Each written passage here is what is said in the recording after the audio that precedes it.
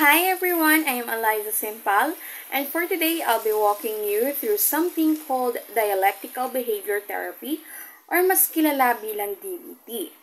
Don't worry kung ngayon mo lang narinig ang term na ito. I-explore natin siya step by step in a way na madali nating maintindihan.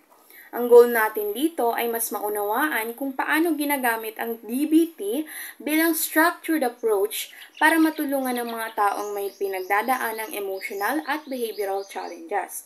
So without further ado, let's get started! So, ano nga ba ang DBT? Ito ay isang uri ng therapy na developed by Dr. Marsha Linehan, originally para sa mga taong may borderline personality disorder o BPD.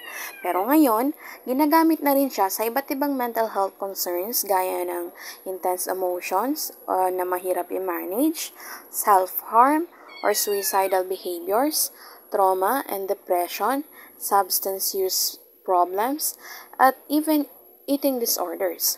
Ang pinaka-core idea ng DBT ay ang pagsasabay ng pagtanggap kung nasaan ka ngayon emotionally at pagbabago kung ano ang pwedeng improve sa habits o coping. Structured din siya, ibig sabihin may stages o steps siyang sinusunod. So ngayon,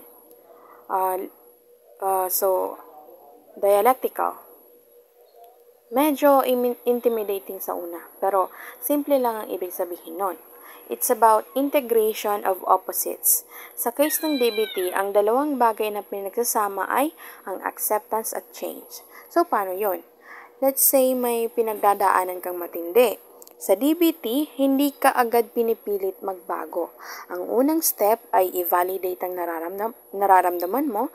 Parang sinasabi natin na, sige lang, may dahilan kung ba't mo nararamdaman yan. Your feelings are valid, ganon.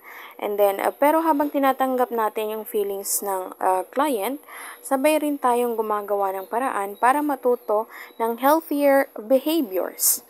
Hindi natin sinasabi na okay lang ang destructive habits, pero naiintindihan natin kung saan nanggagaling ang client. Habang tinutulungan siyang gumalaw, papunta sa mas okay na direction. So, ganito ka-powerful yung dialectical. It teaches us na pwedeng sabay ang pag-unawa at pagbabago. Now, before magsimula ang mismong therapy, may tinatawag tayong pre-treatment stage. Dito, pinapalakas muna yung relationship between the client and the therapist. And then, ine-explain muna ng therapist kung paano gumagana ang DBT, step by step, para hindi overwhelming. Tinutulungan din yung client na iset ang clear goals. So, ano ba yung gusto niyang ma-achieve through that therapy?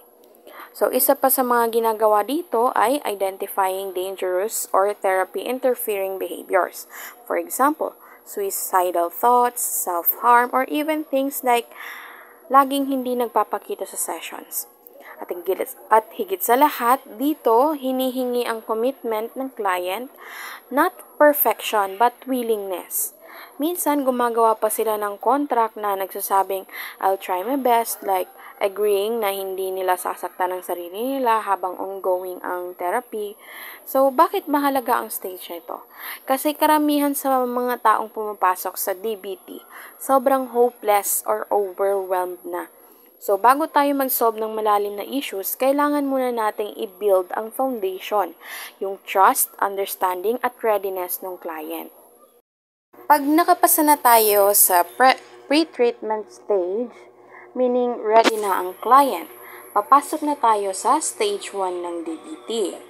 Dito, ang main goal ay maging in control muli ang client sa sarili niyang behaviors. Lalo na kung delikado na like self-harm or suicidal actions na. So, may 4 na focus ang area ang stage na to. Unang-una, life-threatening behaviors. Ito yung mga bagay na directly naglalagay sa peligro sa buhay ng client. Unahin talaga natin to kasi paano natin matutulungan yung client natin kung hindi na siya safe. Pangalawa, therapy-interfering behaviors. tulad ng laging hindi uma-attend ng session o hindi nagkikipag-cooperate. Kapag nangyayari ito, nahihirapan din ang therapy process.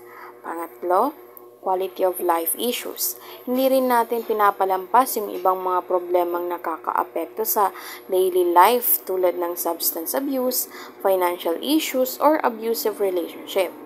At panghuli, skills training. Ito na yung tinuturo sa client para ma-handle niya ang emotions niya in a healthier way. May 4 na pangunahing DBT skills sa area na ito. Unang-una ang mindfulness. Matutong maging present sa current moment. Pangalawa, distress tolerance. Paano humawak ng stress ng hindi destructive. Pangatlo, emotion regulation, pagkilala at pagmanage ng intense emotions. Pang-apat, interpersonal effectiveness, skills para mas healthy ang relationship. So, ang end goal ng stage 1 ay hindi na dapat nasa crisis mode ang client. So, once na stable na sila, tsaka pa lang tayo pwedeng mag-move forward sa mas malalim na healing. So, kapag stable na ang client, tapos na tayo sa step 1, sa stage 1, meaning wala nang immediate risk, we can now go to stage 2. Dito naman, ang goal ay pagalingin ang emotional wounds, lalo na kung may trauma, neglect, o feeling na hindi sila naiintindihan growing up. So, usually sa mga ganitong clients, kahit wala na silang harmful behaviors, ang bigat pa rin ng nararamdaman, hindi pa rin sila at peace. Kaya sa stage na to, ang focus natin ay i-process ang past experiences, lalo na kung may unresolved trauma. Pangalawa, i-apply yung DBT skills na natutunan sa stage 1 para kayanin yung bigat ng emosyon. At panghuli, palitan ang shame o guilt ng self-compassion. Kasi madalas yung mga taong may emotional wounds, sobrang tigas nila sa sarili nila. No, 'di ba? So, bakit mahalaga to? Kasi hindi sapat na hindi na nagsi-self-harm or hindi na nag-iisip ng suicidal thoughts yung client. Dapat deep inside, they also feel stronger and safer. Para hindi na lang siya basta nagsusurvive, kundi gumagaling na talaga. Okay, so let's say tapos na tayo sa stage 2. So, stable na yung client. Less burdened emotionally na siya. So, ang tanong ngayon, anong klaseng buhay ang gusto niyang mabuo? So, that's the focus of the stage 3. Building a life worth living. Dito na pumapasok yung bigger picture, like mas kikilalanin niya ang sarili niya, sino siya, anong gusto niya, anong values niya, aayusin yung relationships, family, friends, partner, and then, i-improve din ang roles niya sa trabaho, sa school, or sa community. And of course, isa-set ang personal goals ng client. Hindi lang basta goals na sinasabi ng iba, kundi yung mga goals or yung mga bagay na fulfilling para sa client. So, ang stage na to, napakahalaga kasi kahit gumagaling ka na emotionally, kung wala ka namang clear direction sa buhay, parang kulang pa rin. So, dito matutulungan ng client na bumuo ng buhay na may saysay, na hindi lang dahil wala siyang problema, kundi may tinatahak na siyang purpose. So, finally, we go to the stage 4, which is about the long-term contentment and spiritual growth. Ito na yung point kung saan ang client ay hindi na lang basta nagpapagaling, kundi naghahanap na ng deeper meaning sa buhay. So, pwedeng mag-reflect na siya sa values niya at kung paano siya makaka-contribute sa ibang tao.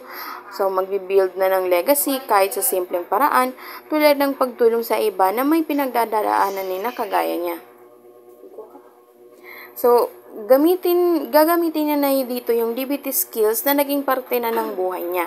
Hindi lang sa crisis, kundi sa pang-araw-araw na pamumuhay. At higit sa lahat, makaka-move on na siya from his past.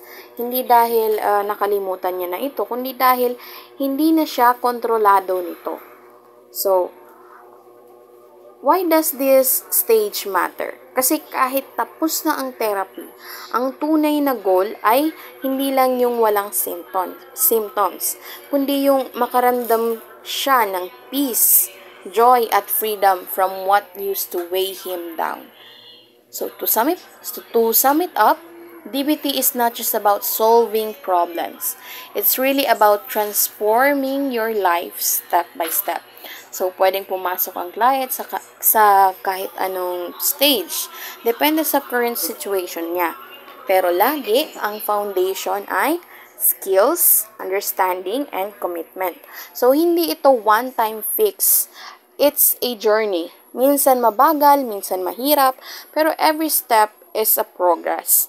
And at the end of the day, ang binibigay ng DBT ay hindi lang tool to survive, but the tool to build a life you truly want. One that's grounded in stability, self-respect, and fulfillment.